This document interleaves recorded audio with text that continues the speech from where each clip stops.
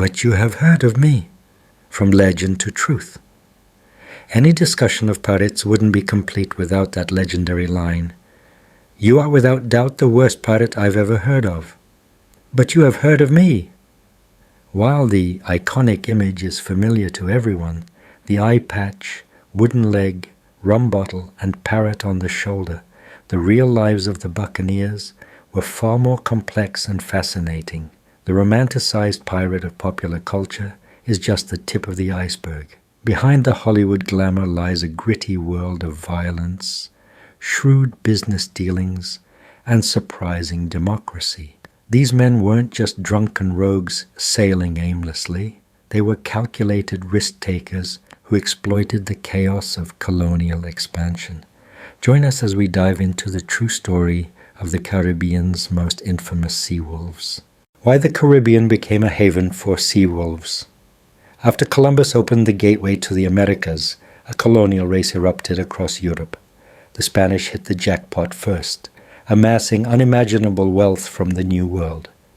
This made their treasure-laden galleons the ultimate target for fortune seekers.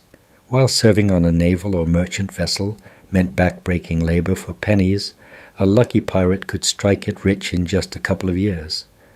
Naturally, adventurers of every stripe flocked to the Caribbean. The Caribbean Sea was the perfect hunting ground for maritime raiders. Spanish ships regularly transported silver, tobacco, sugar, and enslaved Africans through these waters back to Europe. The vast expanse of ocean, dotted with countless islands, convenient harbors, and competing colonial jurisdictions, made it nearly impossible for Spain to maintain control. The Golden Age of Piracy is generally dated from the mid-17th century, when buccaneers seized St. Kitts in 1625 and Tortuga 5 years later. The English established their stronghold at Port Royal in 1655, renaming the Spanish settlement of Caguay on Jamaica. These bases became the legendary pirate havens that would terrorize the Spanish Main for decades. Sea wolves. Understanding the distinctions. It's crucial to understand the terminology. A pirate was an outlaw of the sea, a criminal with no official status, hostile to all governments. If caught, the gallows were guaranteed. Pirates only raised the infamous black flag with skull and crossbones immediately before boarding their prey. The rest of the time, they flew harmless flags to avoid spooking their targets. A corsair, or privateer in English, caper in Dutch, was a captain who held a government-issued letter of marque authorizing him to plunder enemy vessels. Corsairs operated within legal boundaries, legitimized their prizes through admiralty courts, and if captured, held the status of military officers who couldn't be hanged. A buccaneer specifically referred to sea raiders operating in the Caribbean region. Some corsairs who turned to full-blown piracy kept symbols of their origins on their black banners, like the French royal fleur-de-lis, as a reminder of their former legitimacy. No peace beyond the line. How the gray zone worked. In practice, corsairs often operated in a murky gray zone. Take the legendary Henry Morgan, for example. He sacked Panama after peace had been signed between England and Spain, defending himself with the excuse that news travels slowly across the Atlantic. To escape punishment, Morgan spent a portion of his massive haul bribing judges in London, and returned to the Caribbean as Lieutenant Governor of Jamaica. This region operated under an unwritten rule called no peace beyond the line, west of the Canary Islands and south of the Tropic of Cancer. Any savage acts committed in this zone were considered unfortunate incidents rather than acts of war. The key was making sure there were no witnesses who could testify otherwise. This legal fiction allowed European powers to maintain diplomatic relations while their proxies waged brutal campaigns for colonial dominance. It was imperialism with plausible deniability, a system that enriched both pirates and the crown officials who protected them. The Brotherhood of Thieves. Crew composition, pirates, corsairs, and privateers shared similar backgrounds. Most were young Englishmen and Frenchmen, with Dutch sailors coming in third. You'd also find Italians, Swedes, Spanish, and Portuguese among their ranks. Many crew members were Africans, escaped slaves who swelled the ranks of buccaneer crews. Educated men or aristocrats rarely ended up on pirate vessels. One notable exception was Bonny, who abandoned a wealthy plantation to go pirating and even maintained a library aboard his ship. The core crew typically consisted of criminals, deserters, and adventure seekers with nothing to lose. Women aboard ship were nearly non-existent. The only famous case involved Anne Bonny and Mary Red, who sailed with Calico Jack Rackham disguised as men. When captured, they escaped execution by claiming pregnancy. Pirates avoided bringing women aboard, fearing it would spark jealousy and violence among the crew. Women typically waited ashore. Bertrand d'Ogeron, the governor of Tortuga and something of an urban planner, actually imported a shipment of female criminals and prostitutes from France. They were flogged, then auctioned off as wives to pirates. For these women, it was actually a step up. They became legitimate wives, managed households, and prevented their husbands from drinking away all their plunder. The ship, cramped quarters, rum, and music in battle pirate vessels, sloops, brigantines, and schooners were generally small craft. Frigates like Blackbeard's 40-gun Queen Anne's Revenge or Bartholomew Roberts's 32-gun Royal Fortune were rare exceptions. Conditions aboard were cramped, and excess cannons were often removed to save space. Pirates didn't aim to sink their prizes. They wanted to capture them intact. Therefore, heavy bombardment was pointless. What mattered most in boarding actions was numerical superiority.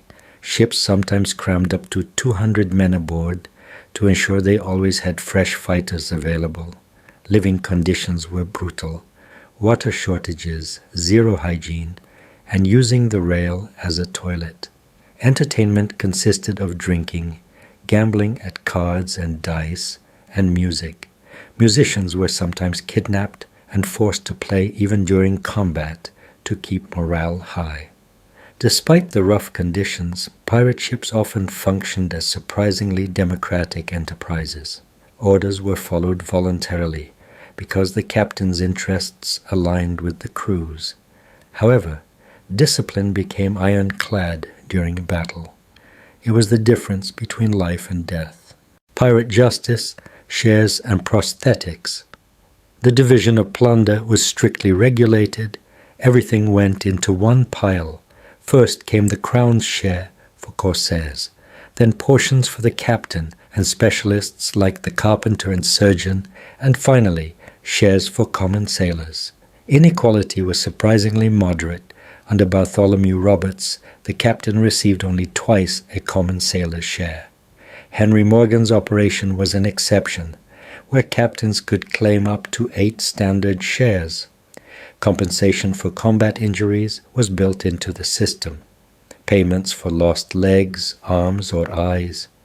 Wooden prosthetics weren't just Hollywood invention, they were real and functional. The ship's surgeon was highly valued because without him, the carpenter would perform amputations with his axe and saw. A pirate with a prosthetic could remain with the crew as a cook or navigator. François Leclerc famously wore a wooden leg, earning him the nickname Peg Leg. Another crucial specialist was the quartermaster, like Long John Silver in Treasure Island. He served as arbiter, had authority to punish crew members, represented the men before the captain, and commanded boarding parties during attacks. Boarding and torture. The dark side of romance. Pirates preferred taking ships by boarding in lightning raids. Once they captured a vessel or town, they turned to torture to uncover hidden valuables. Those with nothing to surrender might be tortured to death. Towns were typically ransomed, and if payment was refused, they were burned. While capturing a city sounds impressive, these were often small-scale affairs. Morgan's famous raid on Portobello, a key port of the Spanish treasure fleet, was a battle between 500 pirates and just 80 garrison soldiers.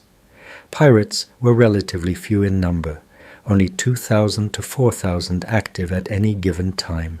A sea wolf's career was brutally short.